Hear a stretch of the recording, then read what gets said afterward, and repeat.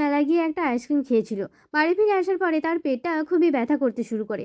তখন টুনা বলে, তুমি কি খেয়েছো যে তোমার পেটটা এত ব্যথা করছে? তখন টুনি বলে, আমি আইসক্রিম খেয়েছি, তবে আইসক্রিমটা আমাকে ফ্রিতে দিয়েছে।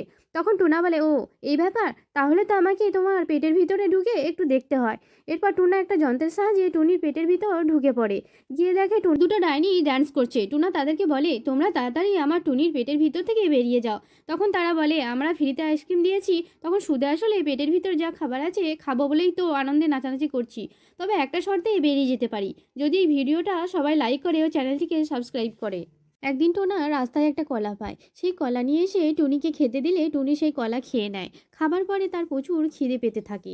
এতটা খিদে পায় যে গ্রামের সব খাবার একাই খেয়ে নেয়। খেয়ে এতটাই মোটা হয়ে যায় যে তাকে দেখে গ্রামের সকলে ভয় পায়। টুনা তখন কি করবে কিছুই খুঁজে পায় না। সে তখন এক তান্ত্রিককে ডেকে নিয়ে আসে।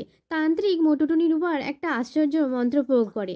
দেখা যায় মোটুটুনি ছোট্ট টুনিতে পরিণত হয়। সে তখন তান্ত্রিককে বলে, তান্ত্রিক মশাই, আমি মোটুটুনি হব কি করে? তান্ত্রিক বলে, তুমি মোটুটুনি হবে যদি এই ভিডিওটা সবাই লাইক করে ও চ্যানেলটিকে সাবস্ক্রাইব করে।